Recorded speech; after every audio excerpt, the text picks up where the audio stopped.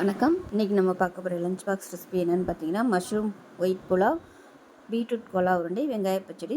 So இதுதான் இன்றைக்கி பார்க்க போகிறோம். ரொம்ப சிம்பிளாக இருந்தாலும் டேஸ்ட் நல்லா அட்டகாசமாக இருக்கும்.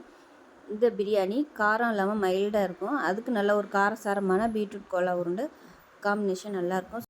1 ஹவரில் ரொம்ப ஈஸியாக பண்ணிடலாம் இது ரெண்டுமே. ஸோ வாங்க அந்த அருமையான காளான் வெள்ளை பிரியாணியும் பீட்ரூட் கோலா உருண்டையும் எப்படி செய்யலாங்கிறத பார்க்கலாம். இப்போ ஒரு குக்கர் எடுத்துக்கலாம். இப்போ தேவையான அளவுக்கு எண்ணெய் சேர்த்துக்கலாம். நெய் கலந்து ஊற்றுறதுனாலும் நீங்கள் ஊற்றிக்கலாம். இப்போ இதில் ஒரு 2 டேபிள் ஸ்பூன் அளவுக்கு தேங்காய் எண்ணெய் சேர்த்துக்கலாம். எண்ணெய் சூடானது 1 டீஸ்பூன் சோம்பு சேர்த்துக்கலாம். பிரியாணி இலை சேர்த்துக்கலாம். நான் மசாலா அரைக்கையில் பட்டை, கிராம்பு, ஏலக்காய் போட்டு அரைச்சி வச்சுருக்கேன். அதனால் பிரியாணி இலை மட்டும் சேர்த்தா போதும். இப்போ இதில் நீளமாக நறுக்குனா ஒரு பெரிய வெங்காயம் சேர்த்துக்கலாம்.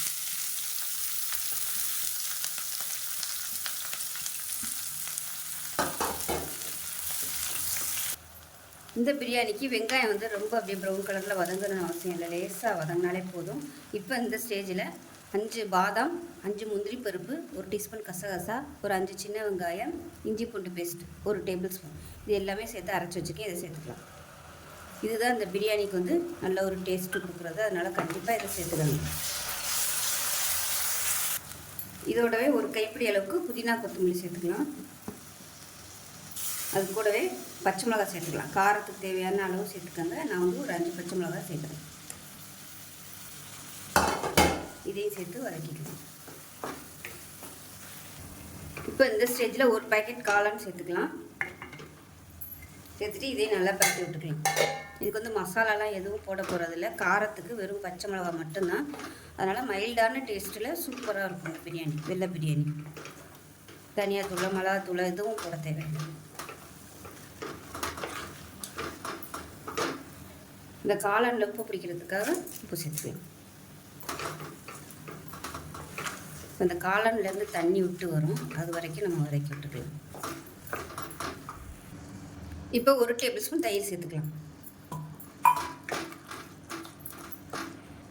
இப்போ இது வதங்கிட்டு இருக்கட்டும். நான் 1 டம்ளர் அளவுக்கு பாஸ்மதி அரிசி எடுத்திருக்கேன். இந்த டம்ளரில், அதாவது இந்த மாதிரி ஒரு பெரிய டம்ளரில் 1 டம்ளர் அளவுக்கு பாஸ்மதி அரிசியை எடுத்துகிட்டு நல்லா கழுவிட்டு 20 நிமிஷம் நல்லா ஊறிடுச்சு. 1 டம்ளர் பாஸ்மதி அரிசிக்கு 2 பங்கு தண்ணி வைக்கணும். இதில் 1 டம்ளர் தேங்காய் பால், 1/2 டம்ளர் பாக்கெட் பால் பசும்பால் எதனாலும் சேர்த்துக்கோங்க. 1/2 டம்ளருக்கு தண்ணி, மொத்தம் 2 டம்ளர் தண்ணி வச்சுருக்கேன். இப்போ இது லேசாக சூடு பண்ணிக்கலாம். ரொம்ப கொதிக்க விடணும்னு அவசியம் இல்லை. லைட்டாக அப்படி சூடு ஏறினா மட்டும் போதும். இது சூடு பண்ணிக்கலாம். இது நல்லா லைட்டாக எண்ணெய் பிரிய ஆரம்பிச்சிருச்சு. இந்த ஸ்டேஜில் நம்ம ஊற வச்சுருக்க அந்த அரிசியை சேர்த்துக்கணும். சேர்த்துட்டு லேசாக ஒரு 2 பரட்டிட்டோம்னா அரிசி உடையாது. நல்லா வறுத்த மாதிரி ஆயிரும், நல்லாயிருக்கும். இந்த மாதிரி எண்ணெயில் நல்லா அப்படி பரட்டி விட்டோம்னா அந்த மசாலா எல்லாமே நல்லா அப்படியே கோட்டாயிரும் அரிசியில்.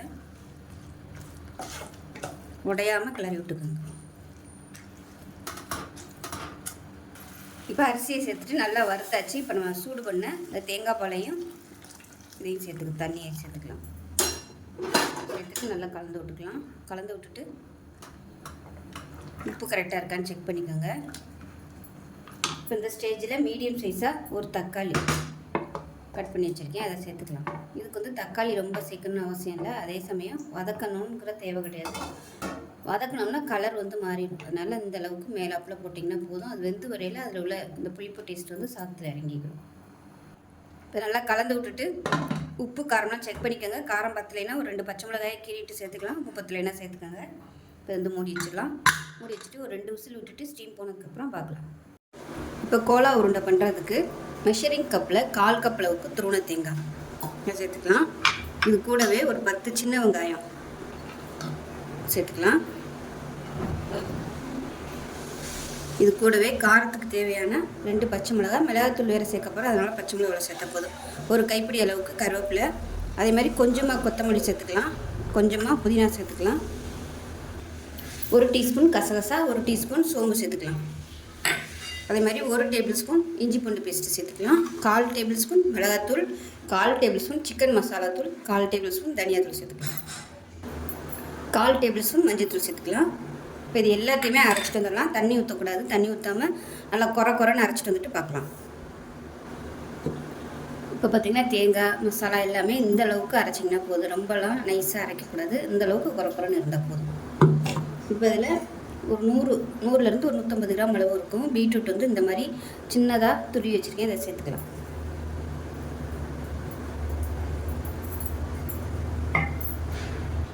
இப்போ இந்த அரைச்ச மசாலா எல்லாத்தையுமே இதோட சேர்த்துக்கலாம்.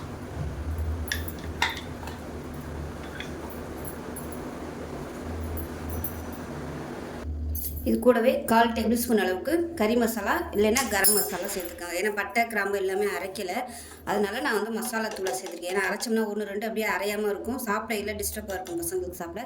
அதனால நான் கரம் மசாலாவாக சேர்த்துருக்கேன். இப்போ தேவையான அளவுக்கு உப்பு சேர்த்துக்கலாம். மசாலா உருட்டிட்டு பத்தலைன்னா மறுபடியும் நம்ம உப்பு சேர்த்துக்கலாம்.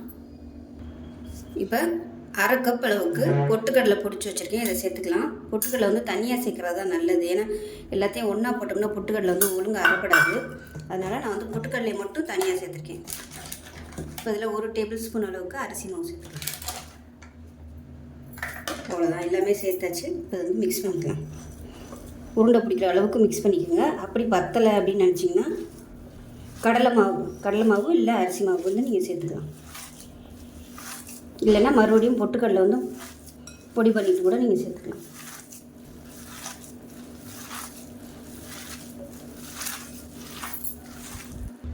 இப்போ நல்லா பிசைஞ்சாச்சு. இதை டேஸ்ட் பண்ணி பார்த்துக்கோங்க, உப்பு பத்துதா என்னென்னு. இப்போ பார்த்தீங்கன்னா கரெக்டாக பிடிக்கிற அளவுக்கு இருக்குது. உதிரலை கரெக்டாக இருக்குது பைண்டிங்கு. அப்படி ஒரு வேளை உங்களுக்கு உதிர மாதிரி இருந்துச்சுன்னா எக்ஸ்ட்ரா பொட்டுக்கடலை மாவு இல்லை அரிசி மாவு சேர்த்துக்கோங்க. இப்போ எல்லா பீட்ரூட்டும் இந்த சைஸுக்கு உருட்டி எடுத்துக்கோங்க. இப்போ எண்ணெய் நல்லா காஞ்சிடுச்சு, ஒன்று ஒன்றா போட்டு எடுத்துடணும். மீடியமாக வச்சுக்கோங்க அடுப்பு, ஏன்னா கலர் செவந்து இருக்கிறதுனால ரொம்ப கறி போனோம் நமக்கு தெரியாது.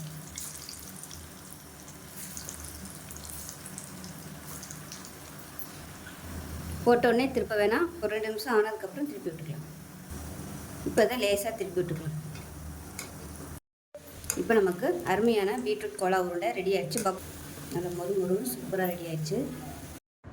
இப்போ 2 விசில் விட்டு ஸ்டீம்லாம் போயிடுச்சு. எப்படி இருக்குன்னு பார்க்கலாம். குக்கர் திறக்கும் போதே நல்ல வாசனையாக சூப்பராக இருக்கும். வாரத்தில் ஒரு நாள் இந்த பிரியாணி வந்து செஞ்சு கொடுங்க லஞ்ச் பாக்ஸுக்கு. ரொம்பவும் ஹெல்த்தியாக இருக்கும். நல்ல ப்ரோட்டீன் சத்து அதிகமான ஒரு காளான் புலாவ். நான் வந்து மதியத்துக்கு வந்து கொடுக்குறதுனால 2 டம்ளருக்கு வச்சுருக்கேன். அதனால் இந்த மாதிரி இருக்கும். மதியம் சாப்பிடையில நல்லா உதிரியாக வந்துடும். நீங்கள் உடனே சாப்பிட்ற மாதிரி இருக்குன்னா நீங்கள் 1 டம்ளருக்கு 1.5 டம்ளர் தண்ணி கூட நீங்கள் வச்சுக்கலாம் அரிசிக்கு. இப்போ நமக்கு பிரியாணி ரெடி ஆயிடுச்சு. அதே மாதிரி பீட்ரூட் கோலா உருண்டை, ஆனியன் பச்சடி. அவ்வளோதான். இந்த லஞ்ச் பாக்ஸ் ரெசிபி பிடிச்சிருந்துச்சுன்னா லைக் பண்ணுங்கள், கமெண்ட் பண்ணுங்கள், சேனலை சப்ஸ்கிரைப் பண்ணுங்கள், பக்கத்தில் பெல் பட்டனையும் ப்ரெஸ் பண்ணுங்கள். நன்றி.